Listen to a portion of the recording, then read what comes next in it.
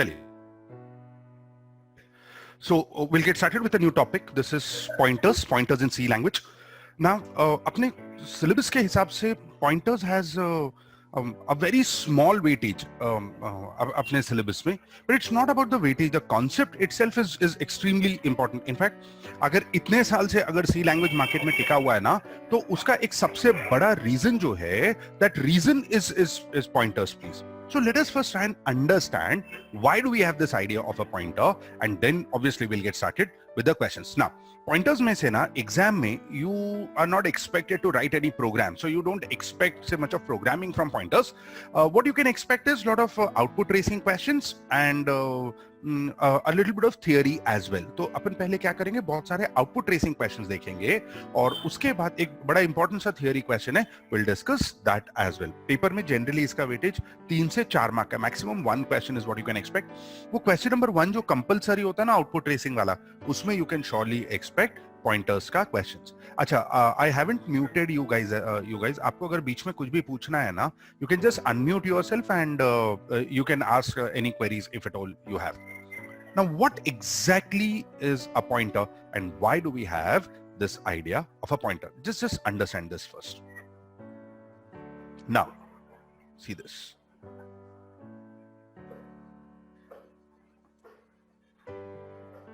Okay. All of you can see this blank screen? Okay. Yes, sir. Yes. अब देखिए pointer basically क्या होता है? See, so far the programming that we've done, how exactly have we gone about writing programs? देखिए हम लोग क्या करते थे अपने programs में, हम लोग लिखते थे integer a. तो इसका मतलब होता था, अपन सिस्टम को बोलते थे I want to work with a value of the type integer and I want to call it by the name a. तो सिस्टम क्या करता था, सिस्टम जाके मेमोरी में आपके लिए एक वेरिएबल बना देता था से a करके. नाउ उसके बाद when we used to write a is equal to 8, इसका मतलब होता था कि I want to store this value 8 in the memory referred to by a. So now a refers to this memory, तो ये वैल्यू 8 यहां पर चला गया. This is what used to happen. But understand this whole idea behind memory allocation. ये memory allocation जो हो रहा है ना, ये memory allocation का फंडा आप समझिए. See, understand. जब अपन ने लिखा integer a, तो एक्चुअली होता क्या था, ये अपने सिस्टम में एक बड़ी सी मेमोरी है जिसको हम रैम के नाम से जानते हैं. आपको ये तो पता होगा, अपने सिस्टम पे एक जो मेन मेमोरी होती है जिसमें से सारी प्रोसेसिंग चलती है, that is RAM, random access memory. तो जब आपने बोला ना कि ये a करके एक वेरिएबल बनाना है, इंटीजर a, जब ये स्टेटमेंट लिखा तो हम सिस्टम को बोल रहे थे कि I want to work with one value of the type integer and I want to call it by the name a. तो सिस्टम क्या करेगा, मेमोरी में जाके रैंडमली अपने लिए किधर तो ऐसा एक वेरिएबल के लिए मेमोरी एलोकेट कर देगा, रैंडमली एलोकेट करेगा और उसका नाम देगा a. But now please understand this, understand the funda of memory over here. See, I always tell this कि जो भी अपनी मेमोरी होती है ना, always treat it as a city. अब जैसे अपना मुंबई सिटी में we have millions of homes, right? लेकिन हर घर का एक यूनिक एड्रेस होता है क्या नहीं? See, अगर सिटी में अगर हर घर का एक यूनिक एड्रेस नहीं होगा तो हम लोग कभी भी वो वहां तक पहुंच ही नहीं पाएंगे. तो ऐसा नहीं होता. सो ऐसे ही मेमोरी में each and every byte that you have, उसका कुछ ना कुछ एड्रेस होता ही है. Now I am assuming this variable a का एड्रेस टू बी 100. Addresses इतने स्ट्रेट फॉरवर्ड नहीं होते, they are hexadecimal values, but just for simplicity I'll be writing some numbers like 100, 200, 300 and so on. So depending on where I allocate this memory, accordingly उसका address होता है. अब जैसे Mumbai city में अगर घर अपना बोरीवली में है तो उसका एड्रेस अलग है, बांद्रा में है तो अलग है, थाने में है तो अलग है. आपका घर कहां पर है उस पर डिपेंड करेगा कि आपका एड्रेस क्या होता है. लेकिन एड्रेस तो होगा, बिना एड्रेस के कभी घर नहीं होता. तो ऐसे ही ये बात आप अच्छे से समझ लीजिए, even if you are occupying one byte of memory, you will have an address. आपको एड्रेस तो होगा ही. तो यहां पर I am going with an assumption कि सपोज अपन ने ना ये वाला एक जो वेरिएबल बनाया है, वो वेरिएबल का जो एड्रेस है, अज्यूमिंग इसका एड्रेस इज 100. ठीक है, ये इसका एड्रेस है. Now understand what do I plan to. Now my plan here is, मैं ना एक ऐसा दूसरा वेरिएबल बनाना चाहता हूं, से इसका नाम अपन रखेंगे p. And the idea is that this variable p is not going to store any value. लेकिन ये वेरिएबल p के अंदर मैं क्या करूंगा, दूसरे किसी वेरिएबल का एड्रेस स्टोर करूंगा. सो p एज सच खुद डेटा नहीं होगा. p के पास वो एड्रेस होगा जिस एड्रेस पर आपको दूसरा डेटा मिलेगा. All such variables which are used for storing addresses and not the actual values to be processed, they are what are called as pointers. तो p क्या है? p एक पॉइंटर है. पॉइंटर है मतलब क्या है? p एक ऐसा वेरिएबल है जिसमें हम किसी भी दूसरे वेरिएबल का एड्रेस स्टोर कर सकते हैं. Now that is what is a pointer. So in this figure that you see, a is your sada variable and p is your pointer. Now throughout this chapter आपने ये समझना है कि how to create a pointer and how to access the data with the help of a pointer. This is what we are going to do. तो अभी भी अपना M कैसा है? ये जो वैल्यू 8 है ना, इधर अपने को इसको ही एक्सेस करने का है. But so far what we were doing was we were accessing this value 8 using this variable a. Now what I'm going to do is I'm going to access it using this particular variable called p. हम ये चीज करने जा रहे हैं. Now observe this. ये p बनाने का कैसे पहले तो हम लोग ये समझेंगे और उसके बाद इसके थ्रू डेटा कैसे एक्सेस करने का हम लोग वो समझने वाले हैं. यहां तक आपकी समझ में आ रहा है? ठीक है. Now observe this. I'll start writing over here. Understand the impact of each and every statement. Now when I write integer a, इसका मतलब होता है I want to work with one value of the type integer and I want to call it by the name a. तो system क्या करेगा? Memory में जाके एक a नाम का वेरिएबल बना देगा. आई एम अज्यूमिंग इसका एड्रेस टू बी 100. फिर मैंने लिख दिया a इज इक्वल टू 8. तो ये क्या है? इसका मतलब है I want to store this value 8 in the memory referred to by a. तो ये 8 यहां पर चला गया. ठीक है. Now what I do is I want to create another variable. Now observe this. I'll write integer p. Now please understand this. अगर मैं ऐसा लिख के p बनाऊंगा तो सिस्टम को तो लगेगा कि ये नॉर्मल वेरिएबल है.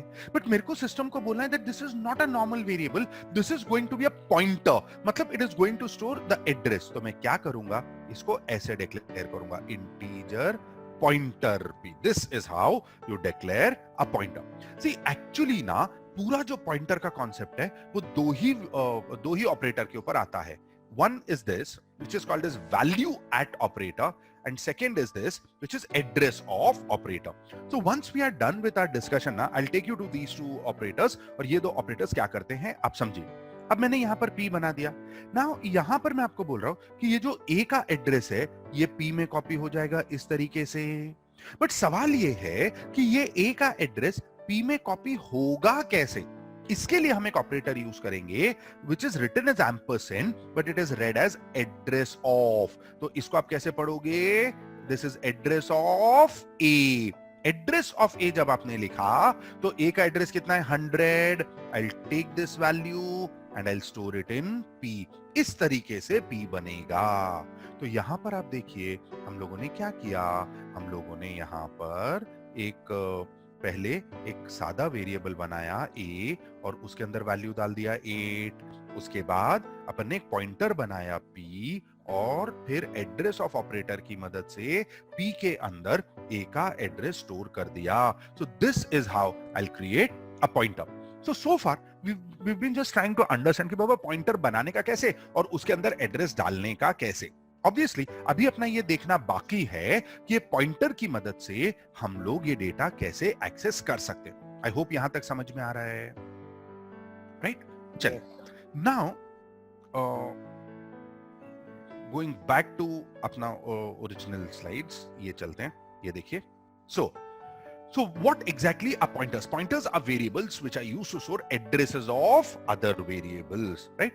चलिए, you'll start writing pointers chapter and पहला definition लिखेंगे, definition of a pointer. चलिए, 5 minutes quickly write this. नहीं, 5 minutes भी नहीं, 2 minutes, 2 line है. Just write down the definition quickly. Pointers are variables which are used for storing addresses.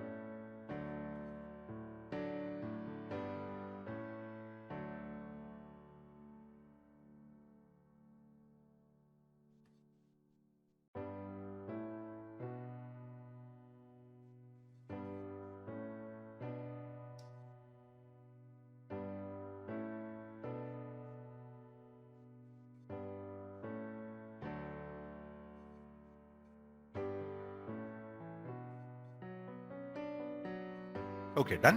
चलिए now what are the various operators in pointers? Now observe this. अपने को ना दो operator यहां पर समझना है, please observe this. Address of operator, address of operator क्या होता है? See, whenever I create a variable, suppose integer e, तो a का एड्रेस होगा कुछ, तो मेरे को एड्रेस कौन बैक कर देगा? I can't hear your voice. Okay, can you hear me now? You can just type quickly in the chat window.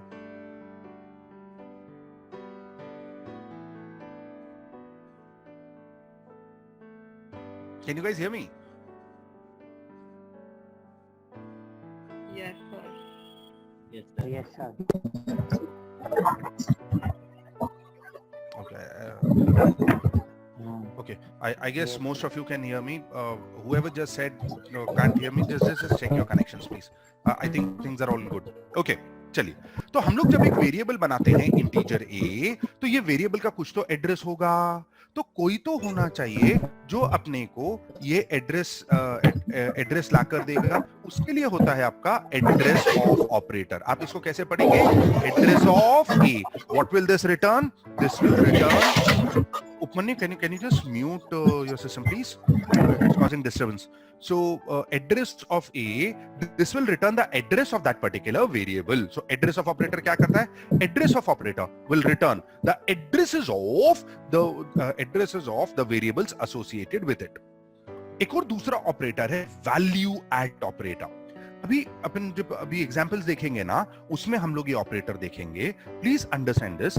अगर आपके पास कोई तो एक एड्रेस है and you want to know what is the value stored at that particular address, तो उसके लिए हम लोग वैल्यू एट ऑपरेटर यूज करते हैं। So what is value at operator? Value at operator will return the address stored at a specific value. ये दो चीजें होती है, राइट? चलिए हम लोग ना दो डेफिनेशन लिखेंगे। Please write down operators in pointers, please. Operators in pointers. First one, address of operator. Address of operator. Address of operator. Please write down. This operator returns the address of, this operator returns the address of any variable associated with it.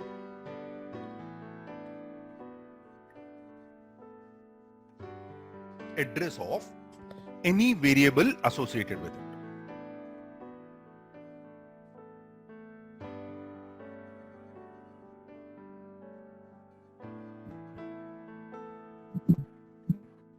Next, value at operator. Value at operator. This is given as asterisk. Value at operator, please write down. This operator returns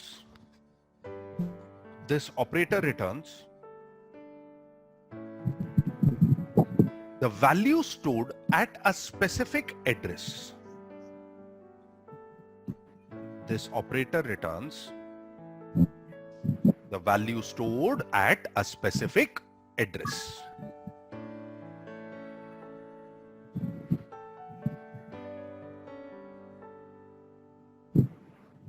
ठीक है sir, address operator का एक और बार बोलना ना। Address of operator, it returns the address of any variable associated with it.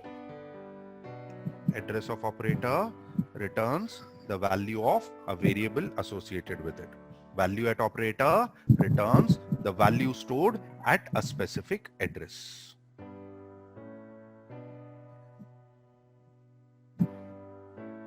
ठीक है, चलिए. अच्छा, these operators ना खाली एक नोट करके रखेंगे. These operators are also called as referencing and dereferencing operators. तो कभी ना एग्जाम में आता है ना, explain referencing and dereferencing operators with suitable examples, तो स्टूडेंट्स कंफ्यूज हो जाते हैं. So these operators are called as referencing and dereferencing operators as well.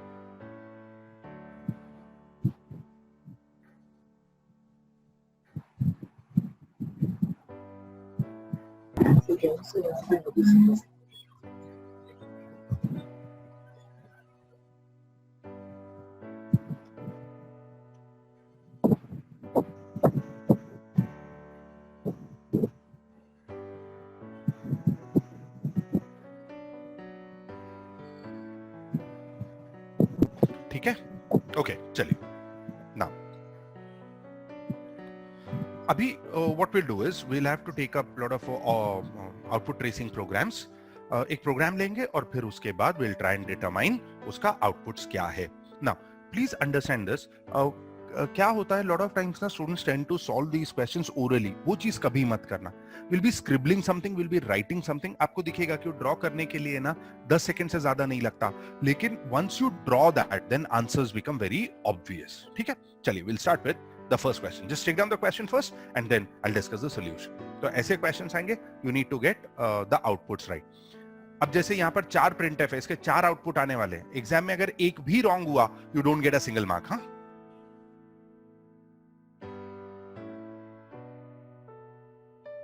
just take down the question and then we get started.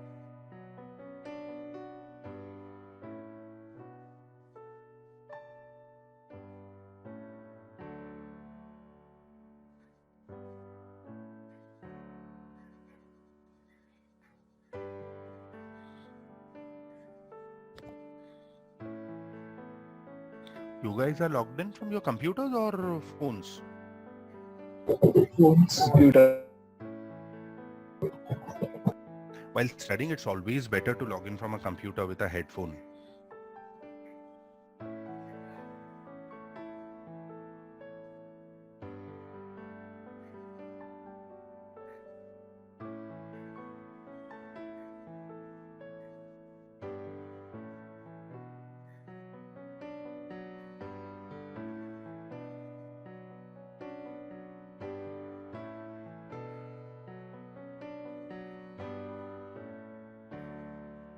Done.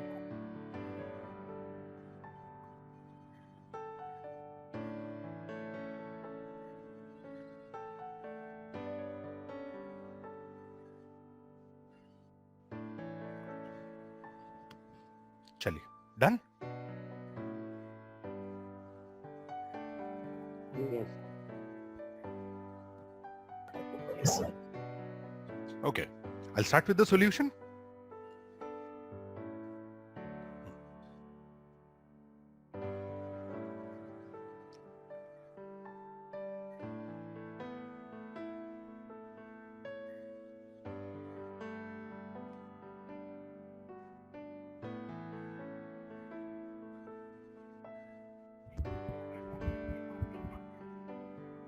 Okay, now we'll get started over here. अभी now understand the impact of each and every statement. अभी यहाँ पर लिखा हुआ है integer I is equal to 8. तो ये क्या करेगा, ये मेमोरी में आपके लिए एक वेरिएबल बनाएगा. इसका नाम अपन रखेंगे I. ठीक है, इसका वैल्यू कितना आ गया, 8 आ गया. इसका एड्रेस है, आई एम अज्यूमिंग इसका address to be 100. I repeat, आपके एड्रेसेस ना हेक्साडेसिमल वैल्यू होते हैं, ऐसे 100 200 नहीं होता है. सिंप्लिसिटी के लिए अपन ने ऐसा लिखा हुआ है. Then I have declared a variable p as a pointer. तो ये आ गया आपका variable p as a pointer. ठीक है, now observe this. Address of i, look at this statement है, ये इंपॉर्टेंट स्टेटमेंट है अपने लिए. इसको आप कैसे इंटरप्रेट करेंगे, address of i gets copied to p. ये आप यहां कॉपी करोगे. What is address of i, 100. ये इधर आ गया, राइट, और यहां से आप इसको यहां पर पॉइंट करोगे. Is this understood? तो पहले स्टेटमेंट में आपने क्या किया, we have created the variables and we have created this pointer as well. यहां तक समझ में आ रहा है?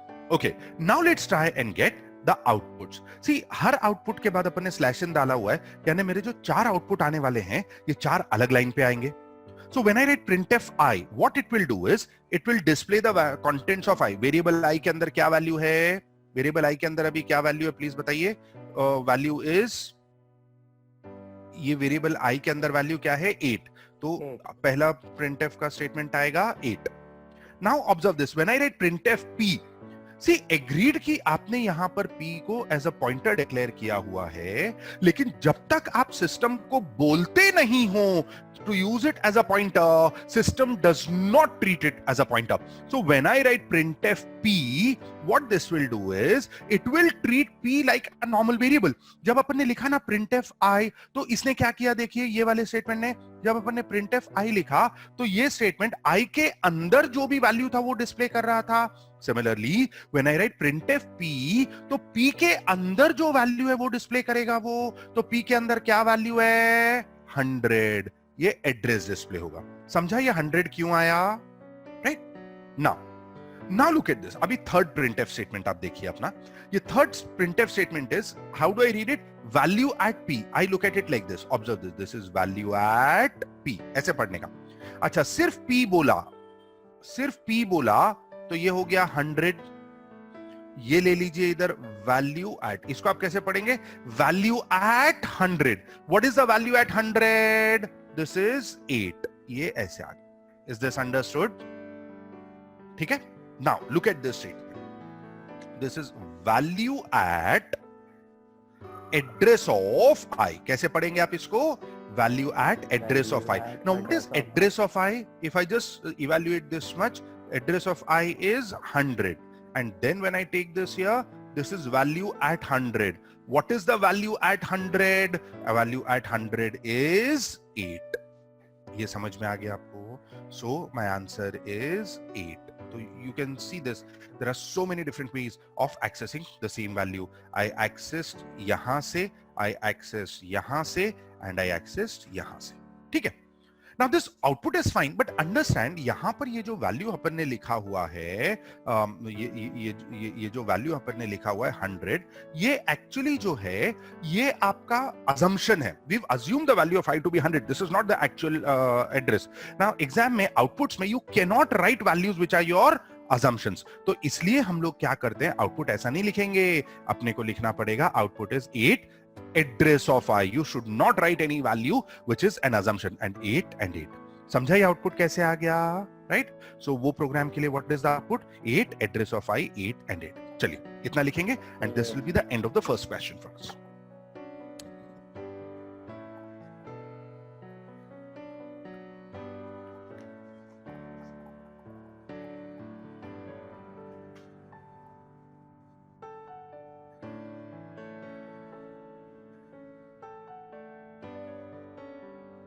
चलिए okay.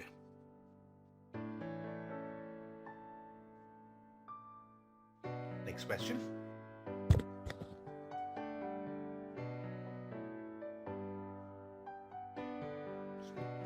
Just read down the question please, और फिर अपन डिस्कस करेंगे इसको.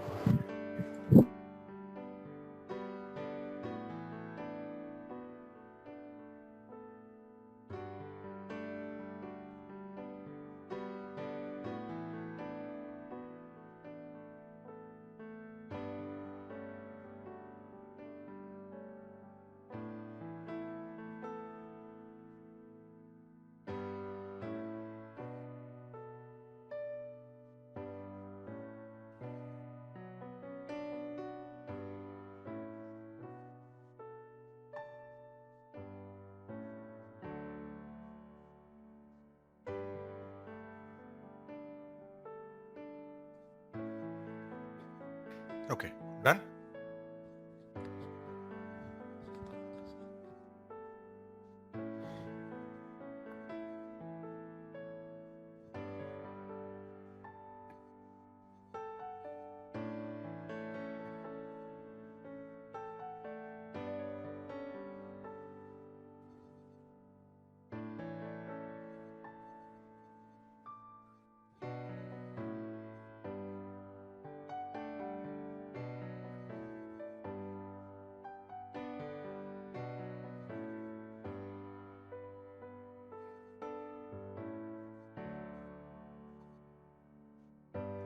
Done? I'll start.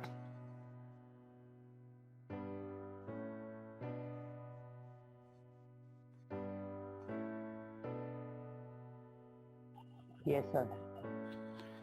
ओके चलिए अभी प्लीज ध्यान से देखना. Now this is what I was talking about.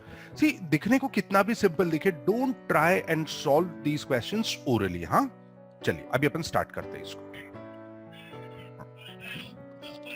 सबसे पहले अपने लिखा है integer i is equal to 8. Now what this will do is this will create a variable I which जिसमें I'm storing this value 8. ठीक है, अब नीडलेस टू से इसका कोई भी अगर मेमोरी ऑक्यूपाई करेगा तो उसका कुछ ना कुछ तो एड्रेस होगा। सो से दिस इज माय अजम्पशन, ये एड्रेस अपने पास आ गया। सो वेरिएबल आई हमने बना लिया और उसका एड्रेस अपने पास आ गया से 100। ठीक है, नाउ ऑब्जर्व, इसके बाद हमने एक पॉइंटर बनाया है j। So I will write here this is j, sorry,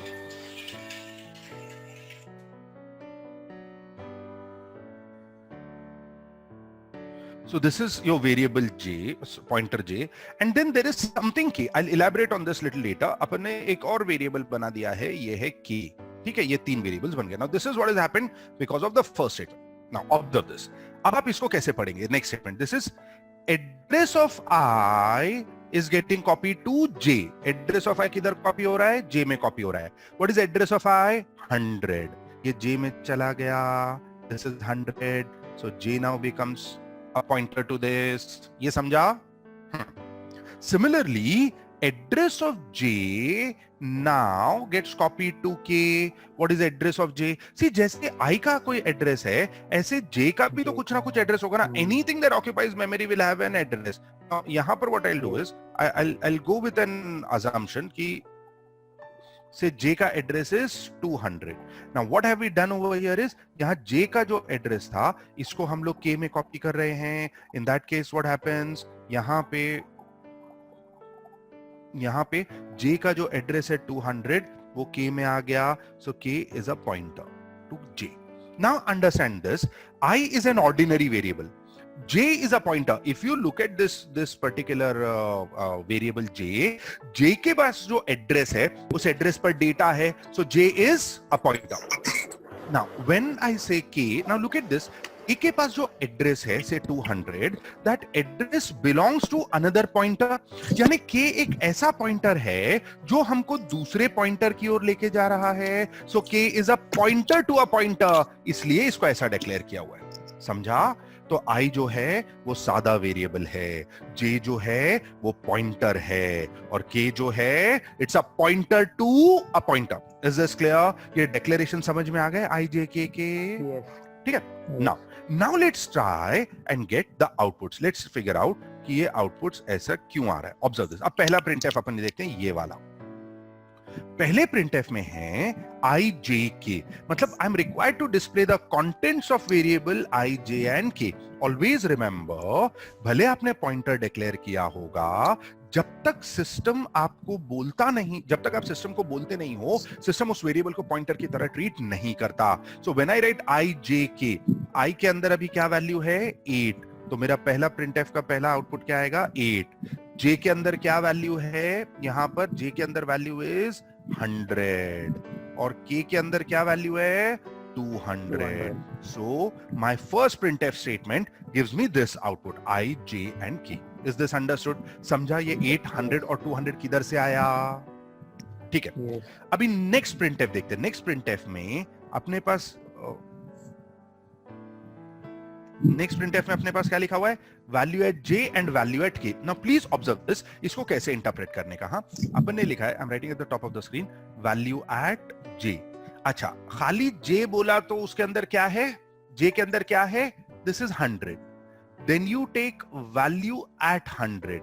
When I say value at 100, what is the value at address 100? 8. ये 8 हुआ क्या नहीं? ठीक है, ये समझ में आ गया. तो आपका वैल्यू एट J की वजह से क्या आएगा? ये आ गया 8. Now similarly, अपन ने क्या लिखा है? देखिए सेकेंड प्रिंटफ में अपन ने लिखा है वैल्यू एट K. हाँ, खाली K बोला तो K के अंदर क्या है? 200. Go this way. This is value at 200. What is the value at 200? It is 100. इसलिए मेरा जो आउटपुट है ये 100 आया. समझा सेकेंड प्रिंटफ का आउटपुट ऐसा क्यों आया? ठीक है. Now look at this third statement. इधर लिखा है वैल्यू एट K, अपना जो तीसरा प्रिंटफ स्टेटमेंट है. प्लीज देखिए इसको अपन कैसे इंटरप्रेट करेंगे. This is value at K. अपन ने ऐसा लिखा. देखिए खाली के बोला तो के में क्या आएगा 200।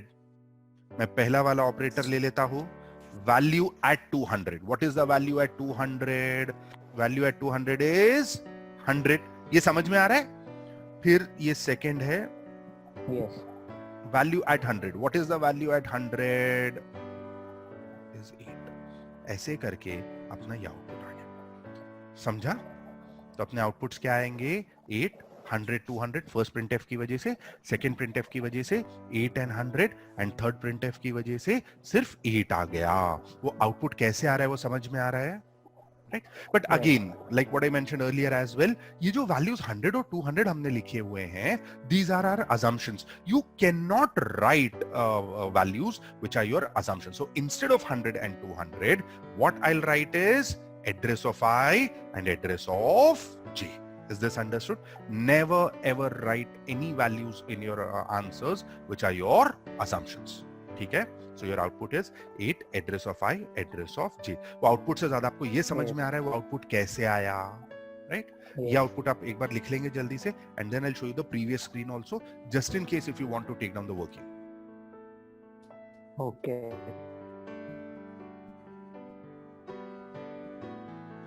Pointers बहुत सिंपल है, students they tend to complicate it for themselves.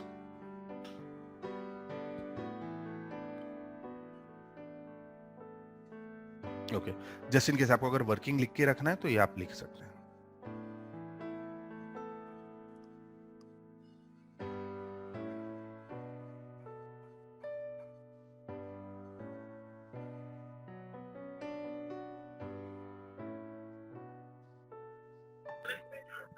Sir hexadecimal के लिए कितना बाइट चाहिए रहता है? Hexadecimal is to the base 16। Hexadecimal would be 2 bytes में आ जाएगा। Okay, thank you.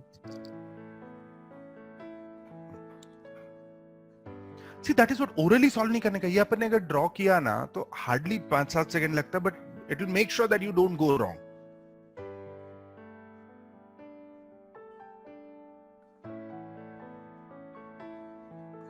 Okay, we'll proceed. चलिए, now please take down this question. Try and get the outputs on your own first, और उसके बाद अपन आगे बात करेंगे। You'll take down the question, आप आंसर भी खुद लेके आएंगे, and then we'll discuss the solution. 5 minutes आपके पास।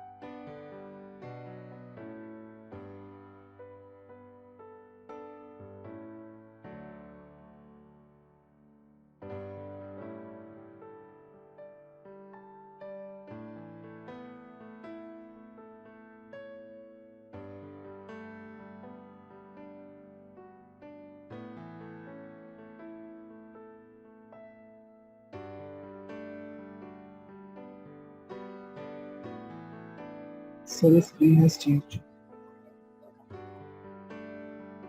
Yes, sir. Screen is not changed.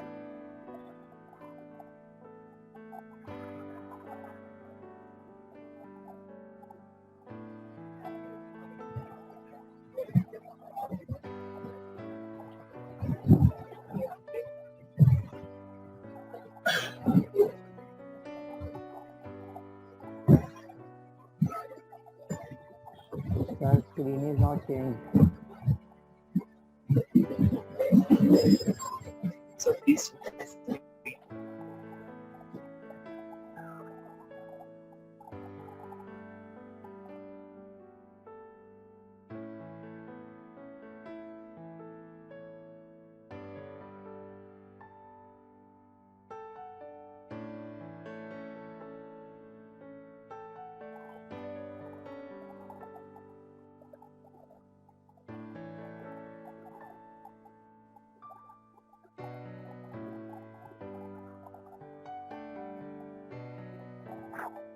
The screen is not changed.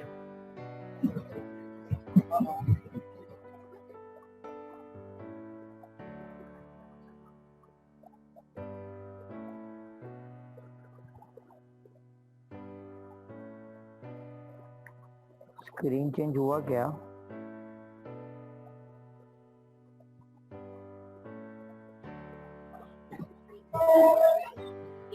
नहीं हुआ चेंज। नहीं हुआ ना? मेरा अभी जाके चेंज है। मेरा चेंज ही नहीं हो रहा है। मेरा भी नहीं हो रहा। क्या बोल रहा है?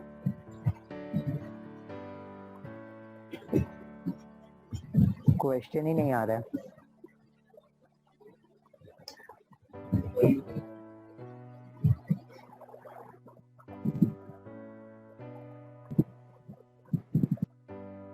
Hello sir.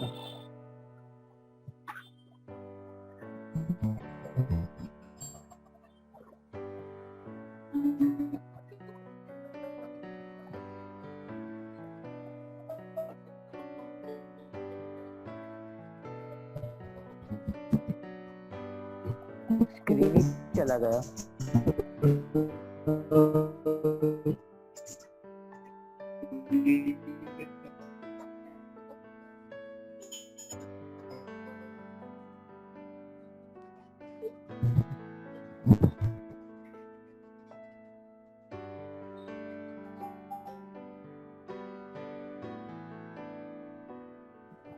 स्क्रीन आ रहा है क्या? सर ने एग्जिट किया है, रुक गया तो। अच्छा।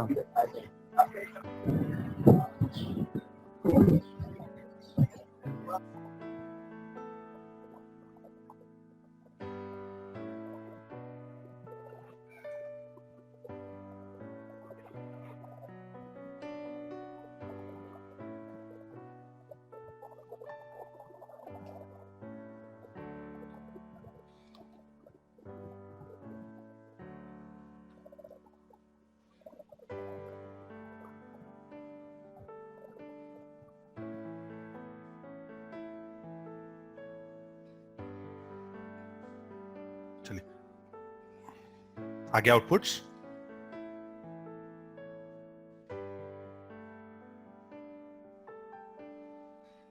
Now this is actually pointer arithmetic. Now just observe this. ये कैसे चलेगा? Please observe this. I'll start with the solution. Sorry.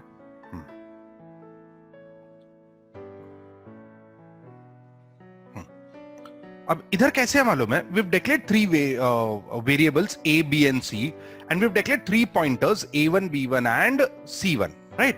Now observe this. What happens? अब यहाँ पर अपने को addresses दिया हुआ है. Now once they give you the addresses in the question, you can actually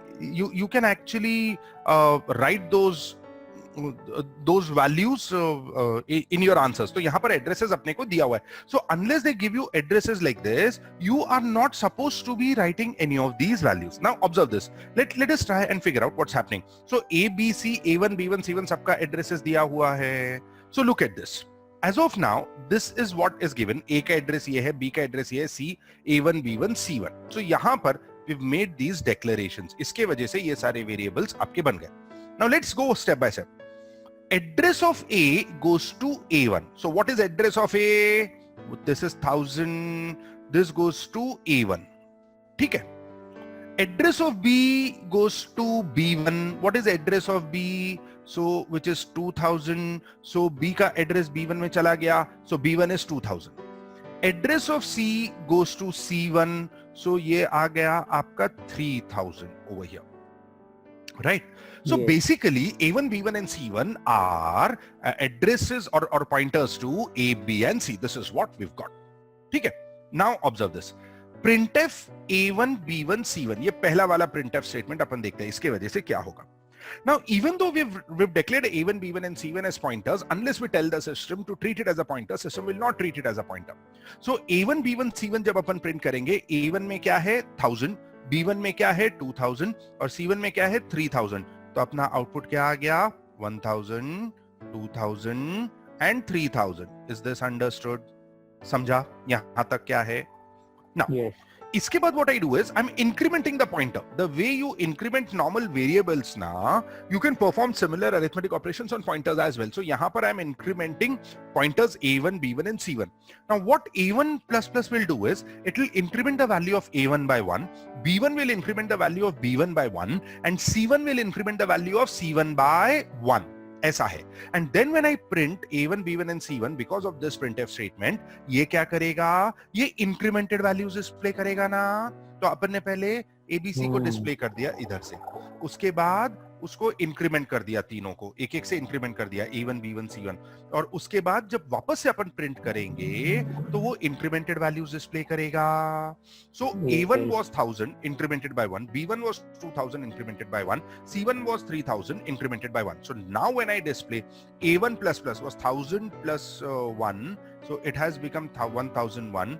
B1 plus plus, B1 was 2000, 2000 plus 1 will become 2002, and C1 plus plus was 3000. So C1 plus plus is 3000 plus 1 is 3004. So my outputs would be 1000, 2000, 3000. उसके बाद 1001, 1002 and 1001, 2002 and 3004. ये output आ गया.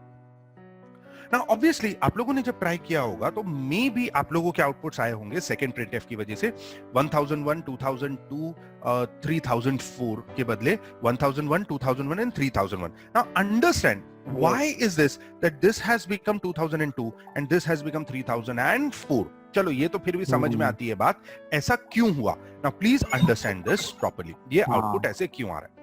Now please पहली चीज आप ये बात देखिए, when I have declared variables A and A1, यहां पर A is a character and A1 is a pointer to a character, B is an integer and B1 is a pointer to an integer, C1 is a float and C1 is a pointer to float. Character के लिए memory allocated is always 1 byte, integer के लिए memory allocated is always 2 byte, float के लिए memory allocated is always 4 byte. अगर double होता तो memory allocated would have been 8 bytes. ठीक है. नाउ आप समझिए, I will try and help you all understand this with the help of this statement. ये जो फ्लोट सी पॉइंटर C1 है ना, इसकी मदद से अपन समझने की कोशिश करते हैं. Now observe this please. हम लोगों ने सपोज लिखा है फ्लोट C, है ना. Now when I write this, देखिए C जब मेमोरी में allocate किया जाएगा तो C being float, it will take 4 bytes का मेमोरी. बराबर है. Now observe this, यहां पर अपने को C का एड्रेस कितना दिया है मालूम है क्वेश्चन में? अपने को दिया है 3000. Now understand, C तो 4 बाइट का डेटा है, तो उसका एक एड्रेस कैसे होता है? Now please understand, आपको जो एड्रेस दिया हुआ है, it is always just the starting byte. So C starts at 3000 और यहां से 4 बाइट ऑक्यूपाई करेगा. 3000, 3001, 3002, 3003. ठीक है. तो ये 4 बाइट्स आपके C के हो गए, वेरिएबल C के हो गए. हाँ, अब अगर ये मेमोरी में सपोज कोई दूसरा वेरिएबल आता है, कोई दूसरा वैल्यू आता है, तो C के आगे से ही आएगा. वो कौन से एड्रेस से आएगा? 3004 से आएगा क्या? नहीं ना. अभी अपन ने क्या किया, C1 करके एक पॉइंटर बनाया which is pointing to C. तो आप ये बात समझिए, जब C1 करके अपन ये पॉइंटर बनाते हैं, इसके पास जो एड्रेस होगा वो C का स्टार्टिंग एड्रेस होगा which is 3000. बराबर है. Now when I increment this pointer C1, जब मैं C1 को इंक्रीमेंट करूंगा तो my aim is not to point to the next byte which is say 3001. My aim is to point to the next value ना. और जो next value आएगा वो तो 4 बाइट्स के बाद ही आएगा. इसलिए जब मैंने C1 को इंक्रीमेंट किया, it got incremented by 4 because the next value will start after 4 bytes only. तो आप ये बात समझिए, because C1 is a pointer to C, C being float, C1 gets incremented by 4. B1 is a pointer to B, so B1 being B being an integer, B1 gets incremented by 2. And A1 because it points to a character, character के लिए memory allocate 1 byte होता है, इसलिए वो 1 से increment हुआ. इसलिए यहां पर क्या हुआ, जब हमने A1++ लिखा, ये कैरेक्टर को पॉइंट करता था, इसलिए ये 1 से इंक्रीमेंट हुआ. b1 प्लस प्लस क्या था, इंटीजर को पॉइंट करता था, इसलिए वो 2 से इंक्रीमेंट हुआ। और c1 क्या था, सर, कहाँ c1 गया? क्योंकि फ्लोट को पॉइंट करता था, वो 4 से इंक्रीमेंट हुआ। अगर अपने पास एक पॉइंटर होता which was pointing to a floating a double value, तो it would have incremented by 8. तो always remember, whenever you talk of pointer arithmetic, pointer कितने से इंक्रीमेंट होगा या कितने से डिक्रीमेंट होगा, वो डिपेंड करता है कि वो किस टाइप के वैल्यू को पॉइंट कर रहा है। इसलिए माय आउटपुट्स आर 1001, 2002 एंड 3004। समझ में आ गया? तो कभी भी पॉइंटर इंक्रीमेंट डिक्रीमेंट आपके सामने आएगा तो always look at the type of the value to which the pointer points, और उसके बाद आप आगे जाकर उसके बाद आप आगे जाकर डिसाइड करेंगे कि उसकी क्या वैल्यूज है। Is this understood? ठीक है, you can write the values in your answer because it's given in the question. Right? चलिए इसको कंप्लीट कर लेंगे जल्दी से।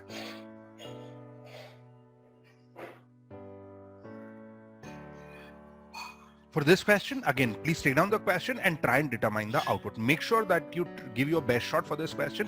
आ गया बहुत अच्छी बात है. If not, then I'll discuss this. But exam में these are the most popular questions. चलिए इतना करें. Now understand this output carefully because this is something which is very, very important from the examination point of view and from the concept point of view also. See, let me just figure out कि इसका output क्या आएगा पहले. See, observe this, हमने क्या किया हुआ है. Please जरा बहुत अच्छे से concentrate करेंगे और इसको अच्छे से समझेंगे. See, what we've done here is I've created an array like this and I've assigned some values 10, 20 and 30. वो ठीक है. This is where we've initialized an array. I is all right. Now, when I write for I is equal to 0, I less than 3. So I is 0, 0 less than 3 is true. So when I go, this is true, I'll come down and repeat everything inside this for loop. ये पूरा अपने को repeat करने का है. So I'll come print a of I. I अभी 0 है, तो a 0. a 0 में क्या value है? 10. तो पहला output आपका 10 आ गया. ये तो आप को समझ में आया. Now the next statement is printf value at a plus I.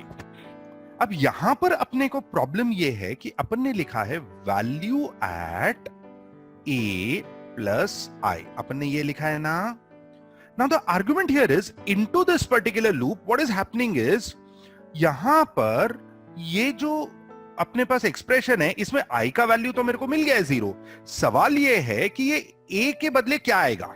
That is what I guess should be the question, or that is what I guess you guys are stuck up कि भाई a के लिए क्या डाले. ये first output तो आपको आराम से आया ही होगा. That is okay, straight forward था वो. लेकिन अब सवाल ये उठता है कि value at a plus I में a की जगह हम क्या डालेंगे. Now please understand, ये जो array का नाम होता है ना, ये यहाँ पे जो अपन ने array का नाम लिखा है a, it does not refer to any value in particular. It does not refer to 10 or it does not refer to index 0. It does not refer to anything as such because a refers to the entire array. अब सवाल ये उठता है कि if a does not refer to anything else, in that case, what exactly is this a that we are talking about?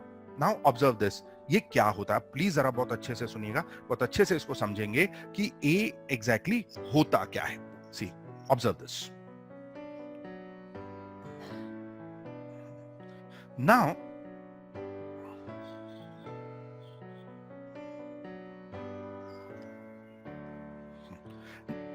Please look at this.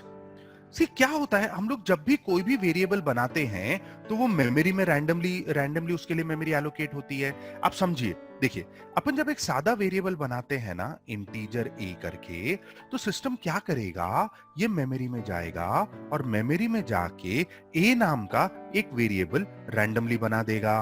अब इसका कुछ भी एड्रेस होगा 100. But look at it the larger picture. Suppose ये आपकी बड़ी सी memory है RAM which has millions of bytes. ये A इधर बन सकता था या ये A इधर बन सकता था या ये A जो है आपका किधर भी बन सकता था ना, something like this, है ना. ये ऐसा किधर भी बन सकता था. Now depending on where I am creating this, इसका एड्रेस तो चेंज होता है क्या नहीं. आप मेमोरी में कहीं भी एलोकेट कीजिए, depending on where this variable is created, accordingly उसका मेमोरी एलोकेशन जहां होगा अकॉर्डिंगली एड्रेस बदलता है क्या नहीं. Now understand this. सपोज अब मैंने ना एक एरे बनाया, जरा ये अच्छे से देखना. हाँ, इंटीजर a of 3. सपोज अपन ने ऐसा एक एरे बना दिया. Now look at this as well. अब यहां पर भी ये आपकी बड़ी सी मेमोरी है, से RAM, which has again millions of bytes. अब मैं क्या करता हूं, जब ये एरे बनेगा तो I can create this array randomly here. 0 1 2 ये यहां पर हो सकता था, या अगर सिस्टम को इधर मेमोरी मिलती तो वो यहां पर मेमोरी एलोकेट करता, या उसको जहां मेमोरी मिलती वहां पर मेमोरी एलोकेट करता। द पॉइंट हियर इज कि आपका जब एरे बनता है तो डिपेंडिंग ऑन कहां मेमोरी अवेलेबल है, दूसरे वेरिएबल की तरह सिस्टम उसके लिए भी मेमोरी एलोकेट कर देता था। ये इस तरीके से काम हो सकता है। बट अंडरस्टैंड, यहां पर जैसे आपने देखा कि जहां पर भी अपने ए बनाया अकॉर्डिंगली उसका एड्रेस बदला। अब एरे के साथ होता यह है कि आप एरे कहीं भी बनाइए उसके इंडेक्स तो सेम ही आएंगे ना, ये 0 1 2 ये सेम ही आएगा। बट अंडरस्टैंड, ये जो इंडेक्स है ये अपने को दिए गए हैं ताकि we can work easily with this array. But that does not mean कि एरे के एड्रेस सेम होते हैं। अब आप एक सिंपल एग्जांपल लीजिए। सपोज अपनी एक बिल्डिंग है, हाँ, सपोज अपनी 4 फ्लोर्स की एक बिल्डिंग है। अब वो बिल्डिंग उधर बोरीवली में हो, क्या अंधेरी में हो, क्या थाने में हो, क्या वाशी में हो, क्या किधर भी हो, फ्लोर 0, फ्लोर 1, फ्लोर 2, फ्लोर 3, वो तो वैसा ही होता है। But that does not mean कि आपके बिल्डिंग का एड्रेस सेम होता है। Depending on where you the building stands, उसका एड्रेस अलग होगा ना। तो ऐसे ही यहां पर अगर ये एरे बनता तो शायद इसका एड्रेस 100 से स्टार्ट होता, यहां पर सपोज बनता तो सपोज 700 से स्टार्ट होता। Again all these are my assumptions. हां, सपोज यहां बनता तो से 900 से स्टार्ट होता। तो एड्रेस तो बदलता है। अपने को फर्क इसलिए नहीं पड़ा because we were always working with indexes. So indexes were actually preventing us from getting into the complication of addresses, but that does not mean that addresses do not exist. तो आप एक बात अच्छे से समझ लीजिए, आप चाहे वेरिएबल बनाइए, चाहे आप एरे बनाइए, चाहे आप स्ट्रिंग बनाइए, चाहे आप पॉइंटर बनाइए, anything that occupies any kind of memory will have an address. अब वो 2 बाइट हो सकता है, वो 2000 बाइट हो सकता है, वो 2 लाख बाइट हो सकता है, लेकिन एड्रेस तो होगा। Now with this little background I'll go back to the question that we were trying to solve. This was the question. ठीक है? Now look at this array like this. ये जो अपन ने array बनाया था ना, ये ऐसा। Now understand this.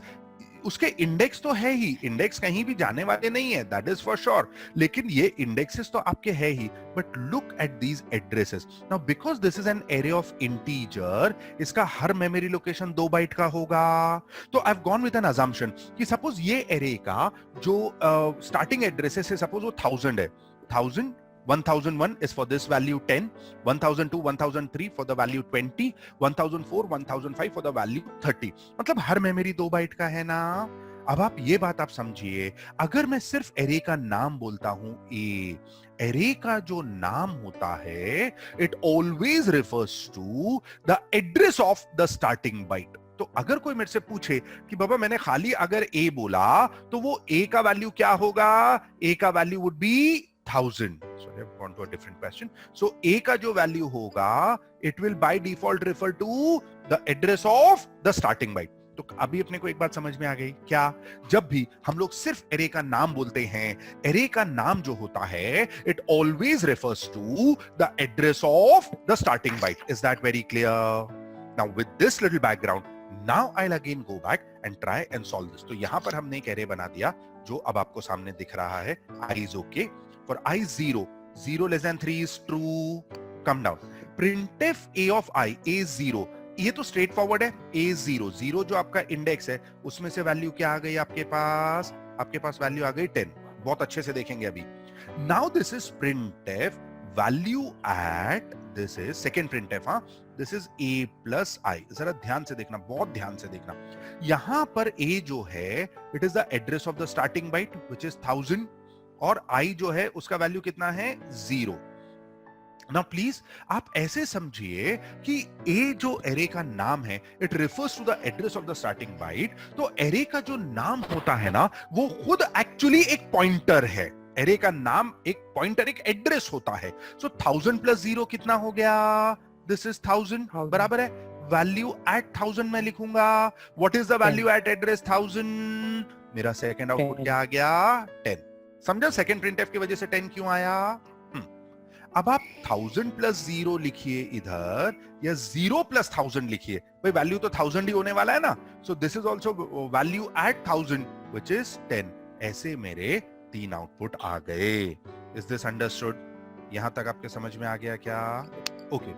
Now I'm going to go to the next iteration. हाँ, जरा इसको अच्छे से देखना ये कैसे होने वाला है.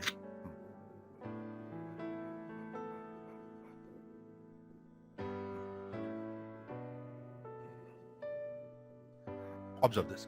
अब मैं यहां से वापस जाऊंगा i plus plus 1 हो गया. जरा बहुत अच्छे से देखेंगे. So this i is now 1. 1 less than 3 is true. printf a1. a1 में क्या वैल्यू है ये array में? This is 20. सही है? Now please observe this. Now look at the second statement. This is value at a plus i. तो a की जगह अपन ने वैल्यू डाला है 1000 और i की जगह नीचे देखिए आप वैल्यू क्या आएगा? ये वैल्यू आ गया 1. ठीक है, i अभी 1 है ना. So now this is 1000 plus 1 हो रहा है. But please understand this, 1000 plus 1 1001 हो जाता अगर ये सादा वेरिएबल होता तो. But understand, don't look at it as if you're incrementing value 1000. See, a is basically what? A pointer. So when I write a plus 1, this is like I'm incrementing a pointer value by 1. आप जब एक pointer को increment करते हैं तो you will always increment the pointer by the value that which it points depending on the kind of value that it points to. Now observe this. Suppose ये variable है a के अंदर से suppose value आ गया 1000. a you look at it like this, ये pointer है.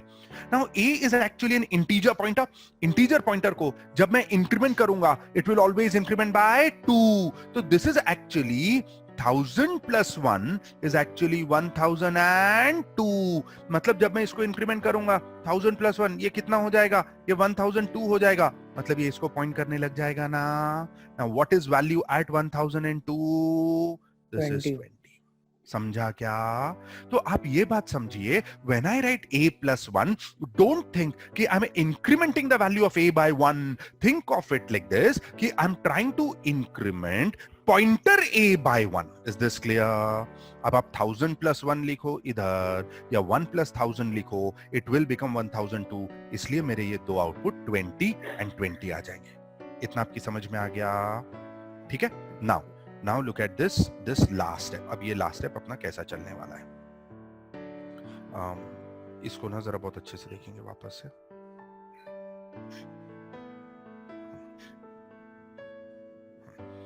Now observe this. यहां से now this i plus plus becomes 2. This is 2 less than 3 is true. जरा बहुत अच्छे से देखना. a2 में क्या वैल्यू है? ये तो अपना सादा 30 आ गया. ठीक है. Now look at this statement again. This is value at a plus i. अभी इसमें i कितना है? 2 है. तो this becomes 1002. ठीक है. Now इसका जो ब्रेकअप है ना, I'll give you here. Please जरा ध्यान से देखना. हाँ, अभी अपने पास जो है वो है value at 1000 plus 2. Now I'll break it up like this. This is 1000 plus 1 plus 1. ये ना बाद में लिख के रखना, ये याद नहीं रहता. Now don't look at this statement as if you're incrementing value 1000 by 2. No, ये जो 1000 है precisely ये a है, which is a pointer. So it is like you're incrementing the pointer twice. So 1000 plus 1, because this 1000 refers to a pointer, this becomes 1002. This is plus 1. समझ में आ गया क्या? 1000 plus 1 कितना हुआ? 1002 हुआ. 1002 क्यों हुआ? Because I'm incrementing an integer pointer. Now 1002 ये खुद भी एक एड्रेस है ना. This is still a pointer. 1002 plus 1 कितना हुआ? This will again increment by 2. So this becomes 1004. So going back to this bottom left of your slide, this is value at 1004. समझा क्या? It's like I've incremented the pointer twice. I've not incremented this value 1000. I've incremented the pointer twice. What is the value at 1004? This is my address 1004. The value is 30. Now whether you write 1000 plus 2 or 2 plus 1000, it will be 1004. This is what will be my output. बाद में जब मैं इधर जाऊंगा, I plus plus will become 3. 3 less than 3 is false. Loop terminates and this is my output. Is this understood? समझ में आ गया क्या? Right? So this is Yes, what sir. your output will look like. So your outputs are, what are your outputs now? 10, 10, 10, 20, 20, 20, 30, 30, 30. ठीक है? चलिए, write this down and try and get this output.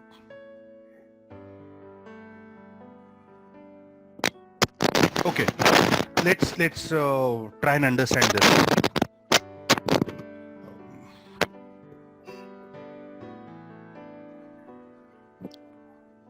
Now, अभी इसमें क्या हो रहा है? Again, we've created this array. अब ये तो आपको समझ में आ गया कि we create an array like this.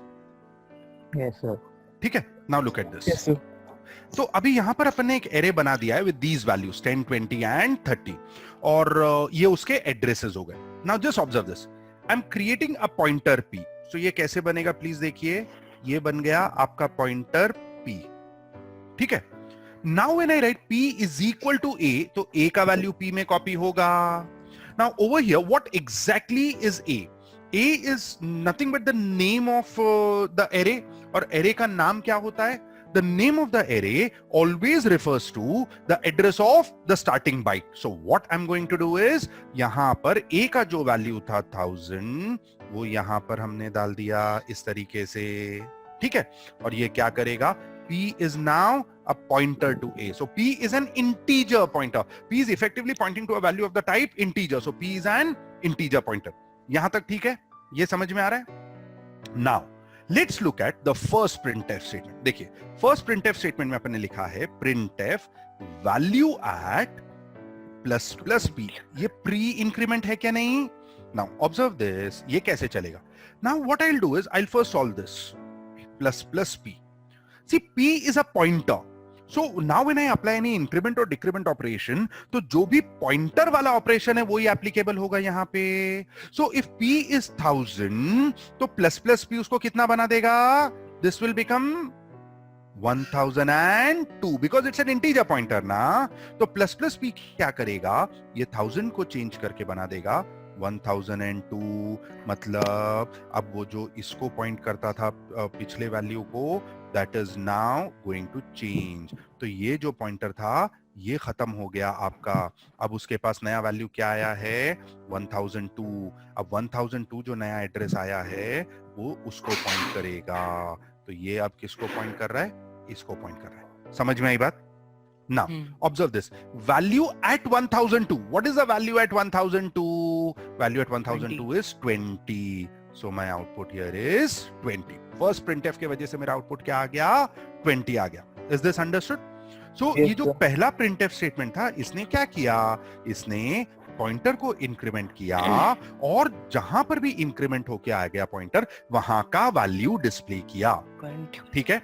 Now at the end of this printf statement, understand p is 1002. p is pointing to this value 20. ठीक है. Now अब देखिए दूसरा printf statement. दूसरे printf statement में लिखा है value at p plus plus. ठीक है. अब देखिए ये एक्चुअली देखा जाए तो ये पोस्ट इंक्रीमेंट है. तो अपने को क्या करना पड़ेगा कि पहले ये जो वैल्यू एट p है इसको सॉल्व करना पड़ेगा और उसके बाद अपने को पॉइंटर को इंक्रीमेंट करना पड़ेगा. See p as of now is 1002. तो वैल्यू एट 1002 इज 20. ये अभी भी 20 है. अब ये वैल्यू डिस्प्ले हो गया. Understand this. ये जो सेकेंड वाला प्रिंटफ स्टेटमेंट है इसमें आपका वैल्यू डिस्प्ले हो गया. So now observe this. ये जो आपका पॉइंटर था ये पूरा सॉल्व करके हो गया. अब आप इसको भूल जाइए. अब ये बचा p प्लस प्लस. अपने को p को इंक्रीमेंट करना है. p का वैल्यू कितना है? p का वैल्यू इज 1002. 1002 प्लस 1 कितना हो जाएगा?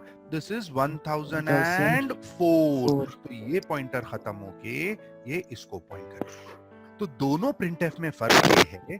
पहले प्रिंटफ में आपका p पहले इंक्रीमेंट हुआ, पॉइंटर इंक्रीमेंट हुआ और फिर वैल्यू डिस्प्ले हुआ. सेकेंड प्रिंटफ में वैल्यू पहले डिस्प्ले हो गया और बाद में पॉइंटर इंक्रीमेंट हो गया. लेकिन डिस्प्ले होने के बाद क्योंकि पॉइंटर इंक्रीमेंट हुआ इसलिए मेरे आउटपुट को कोई फर्क नहीं पड़ा. Answer is 20 and 20. समझ में आ गया ये? Is this understood? Yes, sir. Please write on this question and try and get इसका आउटपुट. जो आपको ठीक लगता है गेट दैट आउटपुट. फिर देखते हैं.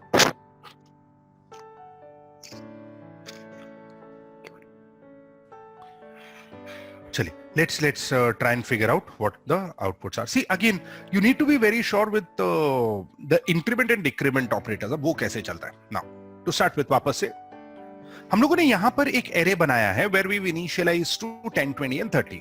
Needless to say, A refers to the address of the starting byte. Now when I write P is equal to A, तो ये क्या करेगा? P में क्या वैल्यू आएगी?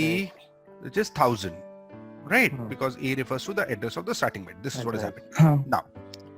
Now when you write value at P plus plus, let us see this. This is value at P plus plus. ये post increment है, ये पोस्ट इंक्रीमेंट है, तो मेरे को पहले इस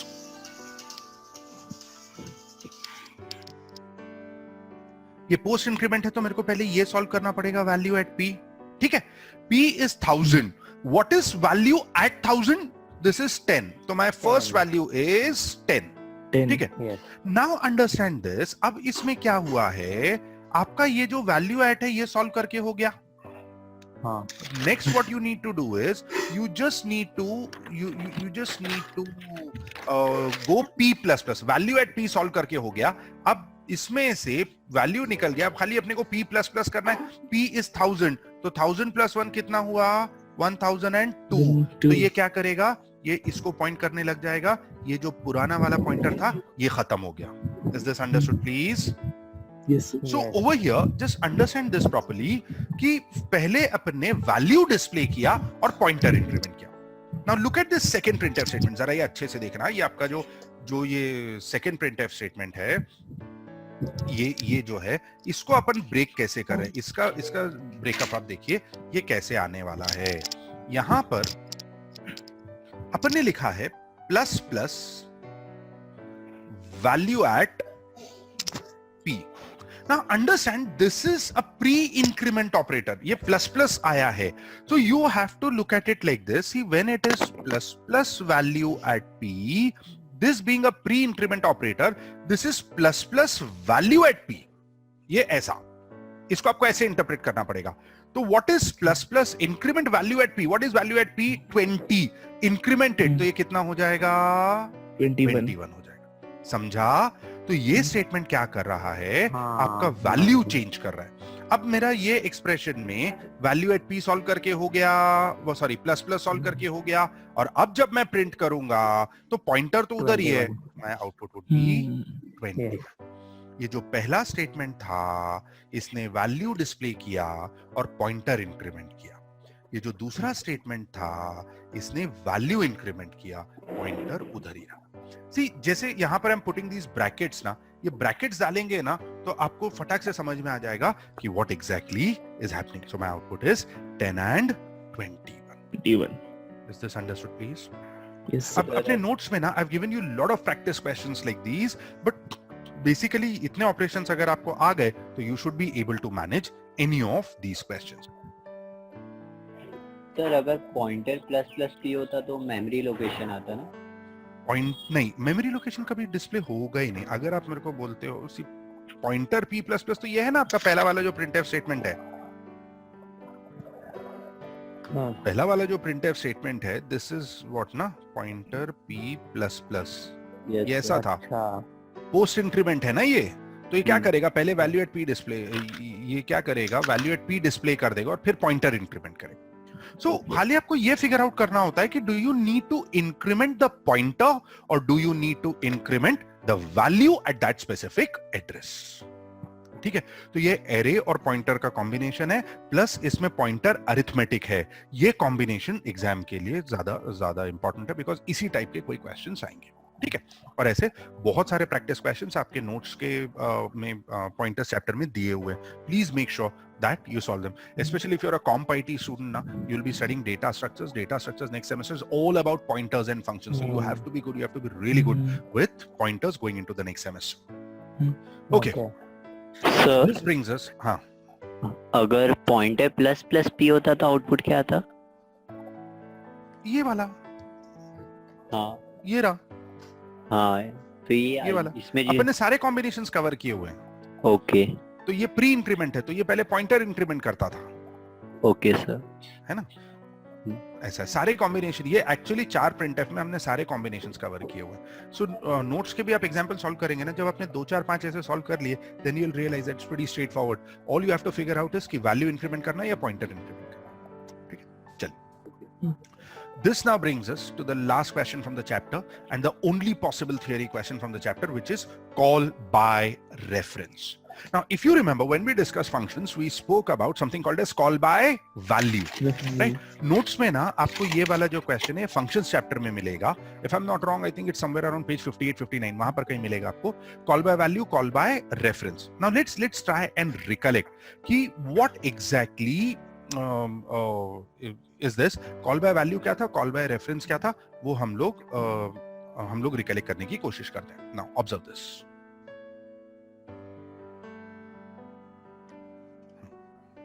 So when we discuss functions, what we said is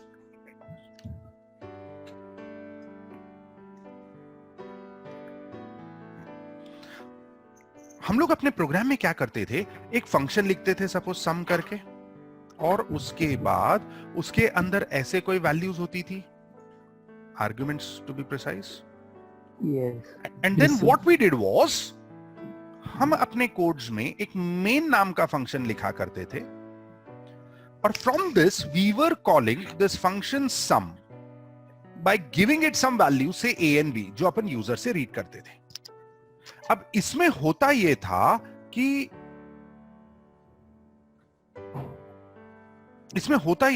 कि जो भी a का वैल्यू है वो x में कॉपी हो जाता था, और जो भी b का वैल्यू है वो y में कॉपी हो जाता था. तो यहां पर हमने बोला था कि आपका ये जो फंक्शन है sum, I am calling it from main by passing it the actual values to be processed. This is what is called as call by value. अपन ने ये पढ़ा था, ठीक है. तो कॉल बाय वैल्यू क्या होता है, अगर एक फंक्शन दूसरे फंक्शन को कॉल करता है by passing it the actual values to be processed, then it is called as call by value. Is this understood? Right. Yes, sir. Now talking of call by value, आप जरा ये चीज समझिए. अपने इसके बारे में या फंक्शंस के बारे में अपन ने ना एक बड़ी इंपॉर्टेंट चीज अपन ने डिस्कस की थी. प्लीज याद कीजिए ये. सपोज अपने प्रोग्राम में एक फंक्शन है मेन, और अपने प्रोग्राम में एक दूसरा फंक्शन है से सम, ठीक है. Whenever I declare any variable inside a function, ये वेरिएबल दूसरे फंक्शन को दिखता ही नहीं है. यानी if this function sum intends to change or modify the values of say a and b, it cannot. Similarly, अगर sum function में कोई भी वेरिएबल्स है तो वो जो है मेन को दिखता नहीं है. तो सीधा सीधा all those variables which are declared inside a function are local only to the function in which they've been declared. मतलब क्या, अगर हमने किसी भी फंक्शन के अंदर वेरिएबल्स डिक्लेयर किया है तो उसको सिर्फ उसी फंक्शन के अंदर से एक्सेस किया जा सकता है, उसको फंक्शन के बाहर से एक्सेस नहीं कर सकते हैं. आप लोगों को ये चीज अच्छे से याद है, एक फंक्शन कभी दूसरे फंक्शन के वैल्यूज को एक्सेस नहीं कर सकता है. इतना एटलीस्ट क्लियर है? Yes, sir. Now let us try and understand कि ऐसा क्यों होता है कि भले main and some even though they are residing in the same memory, ऐसा क्यों होता है कि मेन ये ए और बी को देख नहीं सकता, या सम जो है वो एक्स और वाई को देख नहीं सकता. आप समझिए कैसा है. सी ऐसा नहीं है कि I am hiding it somewhere in the memory, ऐसा कुछ नहीं होता. आप एक सिंपल सी चीज समझिए. अब जैसे मेन ने अगर ये दो वेरिएबल्स बनाए हैं ए और बी, सपोज ए का एड्रेस था 100 या बी का एड्रेस था 200, बराबर है. ये एड्रेस आपके मेमोरी में ना लाखों बाइट्स है, जिसमें से एड्रेस 100 पर ए है और एड्रेस 200 पर बी है. अब ये जो वेरिएबल सम है, सॉरी ये जो फंक्शन सम है, सम को ये पता ही नहीं है कि ए और बी किस एड्रेस पर रखे गए हैं, तो वो कैसे एक्सेस करेगा. Now suppose if at all I tell you, Abhi see, you have access to this entire Mumbai city, I have access to this entire Mumbai city. अगर मैं आपको बोलूं, अरे वो मुंबई में जो अजय रहता है ना, उसको जाके बुला के लेके आओ. Now understand, even though you have access to this entire Mumbai city, आपको कैसे पता चलेगा कि मैं जिस अजय की बात कर रहा हूं वो कहां है. तो ऐसा नहीं है कि वो अजय को मैंने कहीं छुपा के रखा हुआ है, but just that because there are this city so big, there are so many homes, you don't know which is the Ajay that I am talking about. ऐसे ही आपका जो सम फंक्शन होता है उसको वो एड्रेस ही नहीं दिखते हैं जहां पर ए और बी रखा गया है, इसलिए सम चाहते हुए भी वेरिएबल्स ए और बी को एक्सेस नहीं कर सकते. तो कॉल बाय वैल्यू में क्या होता था मालूम है, जब ये मेन फंक्शन सम को वैल्यू देता था तो वो वैल्यू दे देता था कि बोलता था ये ले वैल्यू 5 और 6 और ये प्रोसेस करके लेके आ। तो as some function I used to get the values, I never knew और आई नेवर रियलाइज कि ये जो वैल्यूज है ये कौन से वाले मेमोरी लोकेशन से आ रहा है, ना मैं वो जान सकता हूं और ना मेरे को वो जानने की जरूरत होती थी। तो ये आपका कॉल बाय वैल्यू का फंडा था कि एक फंक्शन के वेरिएबल्स दूसरे फंक्शन को नहीं दिखते हैं और एक फंक्शन अपने वैल्यूज दूसरे फंक्शन को डायरेक्ट वैल्यूज देता था। लेकिन अब आप ये सोचिए, सपोज अब मेन अगर सम को बुलाता है और सम को बोलता है कि मैंने जो वैल्यूज रखे हैं वो एड्रेस 100 और एड्रेस 200 पर रखे हुए हैं। यानी अगर मेन खुद सम को बताकर दे दे कि मेरा जो डेटा है ये एड्रेस पर रखा हुआ है, तो सम फंक्शन कैन आराम से go there and access the data ना। अब जैसे मैं अगर आपको बता दूं कि अरे जाके वो अजय को बुलाकर लेके आओ जिसका ये एड्रेस है मुंबई में, now if I give you the address you can आराम से go to that particular address and you can find out who that guy is, बराबर है, राइट? तो यहां पर एक फंक्शन के पास ये ऑप्शन है कि वो दूसरे फंक्शन को कॉल करे और उसको वो एड्रेस दे दे जहां पर डेटा मिलेगा। अगर एक फंक्शन दूसरे फंक्शन को कॉल करता है by passing the addresses of the values to be processed, then it is called as call by reference. Call by reference क्या होता है?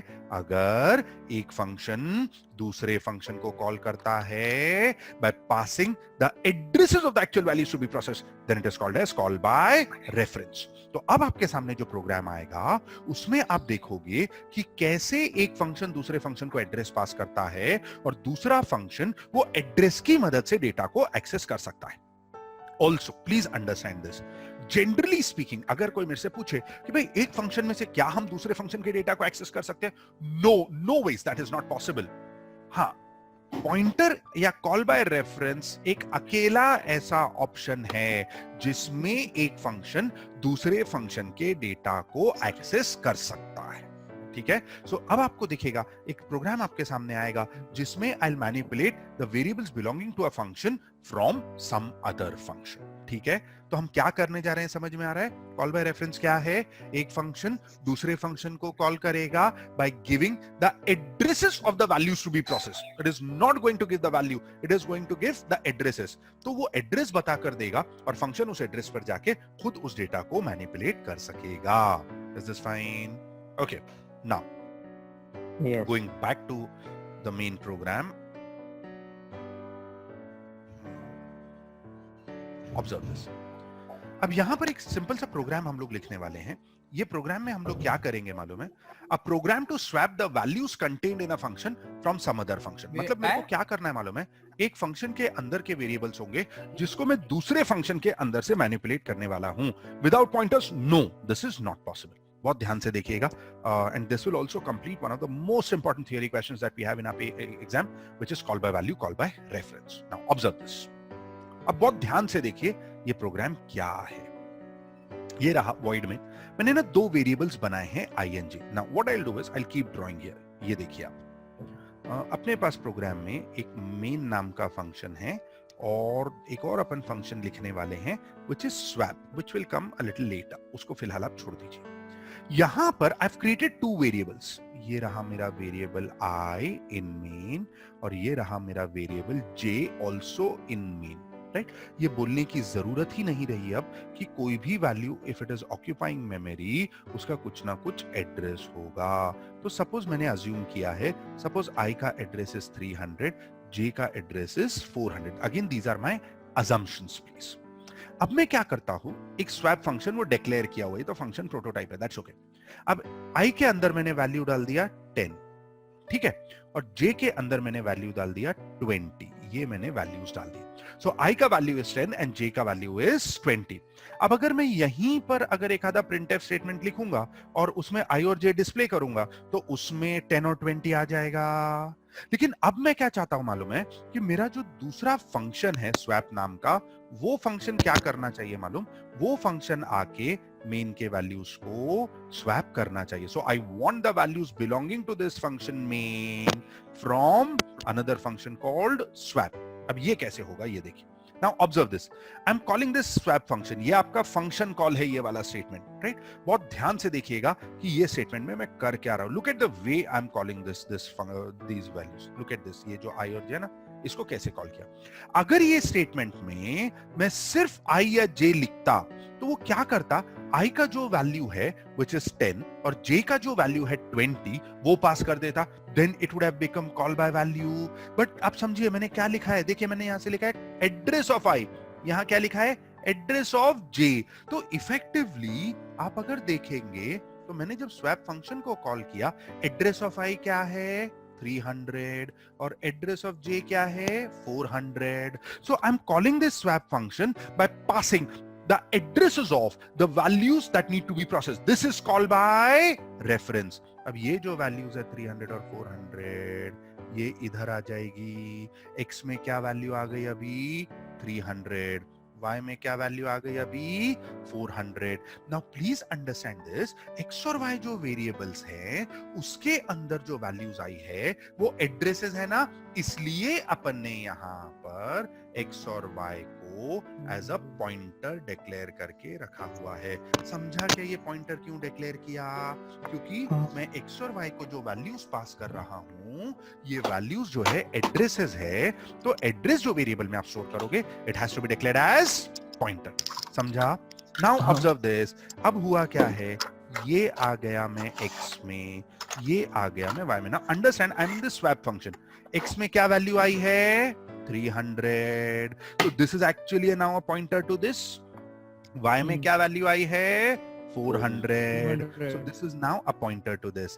अब एक्चुअली देखा जाए तो दोनों फंक्शंस के बीच में जो रेड लाइन एक ड्रॉ की उसका कोई मतलब ही नहीं रह गया, बिकॉज स्वैप फंक्शन के पास मेन फंक्शन के वेरिएबल्स का एड्रेसेस है, तो स्वैप फंक्शन तो आराम से उसको मैनिपुलेट कर पाएगा ना. Now observe this swap function कैसे काम करेगा. एक टेम्पररी वेरिएबल यहां पर डिक्लेयर किया हुआ है टेम्पर. अच्छा, जिधर भी y है नाउ आई एम राइटिंग 400 क्योंकि y में वैल्यू है 400, और जिधर भी x है I am writing this 300. Okay, ये आपका स्वैपिंग का कोड है. Observe this. अब ये आप कैसे पढ़ोगे, value at address 400, value at address 400 will get stored in temp. तो वैल्यू एट एड्रेस 400 क्या है, एड्रेस 400 पे वैल्यू था 20, तो फिलहाल टेम्प में क्या वैल्यू चली गई, टेम्प में value is 4, sorry my mistake, temp में वैल्यू हो जाएगा, वैल्यू इज 20, टेम्प में वैल्यू इज 20. अब मैं यहां पर क्या करता हूं, ऑब्जर्व दिस. यहां पर ना अभी आप अपने को ये कर दिए, देखिए ये जो वैल्यू एट 300 है इसका value will get copied at 400. So 400 का वैल्यू 300 पे, देखिए यहां पर एड्रेस 400 पे value is 20, it gets copied at 300. तो ये 10 का वैल्यू कितना हो गया ओवरराइट होके 20 हो गया. तो i में वैल्यू कितना हो गया 20 हो गया. बाद में मैं क्या करता हूं, टेम्प में का जो वैल्यू है वो 300 में कॉपी करो, एड्रेस 300 में कॉपी करो. टेम्प में अपने पास क्या वैल्यू था, टेम्प में अपने पास वैल्यू था 20, उसको मैं कॉपी करूंगा. I think I made a mistake somewhere. ये 400 था, 300 का value 4, I am sorry I'll just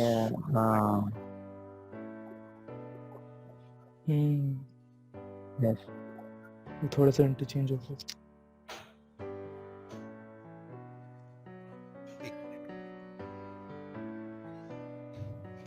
I made a wrong copy. This is the most irritating part. Now observe this. वापस से. Sorry. अभी टेम्प एक वेरिएबल है, इसमें अपने पास वैल्यू कितना था, इसमें पहले 10 था और इसमें पहले वैल्यू 20 था. Value at 400, what is the value at 400, value at 400 is 20, वो इधर आ गया. फिर मैं क्या करता हूं, 300 का वैल्यू 400 में कॉपी करो. ये वाला जो स्टेटमेंट है ये वाला, इसमें 300 का वैल्यू 400 में कॉपी करो. 300 में वैल्यू था 10, so I will copy it here. तो j का वैल्यू हो गया 10, और बाद में टेम्प का जो वैल्यू था you copy it at 300. Temp में क्या वैल्यू था 20, ये इधर आ गया. यानी अगर आप देखेंगे स्वैप फंक्शन ये एड्रेसेस की मदद से मेन के जो वेरिएबल्स है उनको आके मैनिपुलेट करके चला गया. अब इसके बाद यहां से आपका स्वैप फंक्शन खत्म होगा और आप वापस जाओगे। जब स्वैप फंक्शन खत्म होगा तो स्वैप के अंदर के वेरिएबल्स डिलीट हो जाएंगे और अब जब मैं वापस जाके i और j डिस्प्ले करूंगा तो i का वैल्यू है 20 और j का वैल्यू है 10।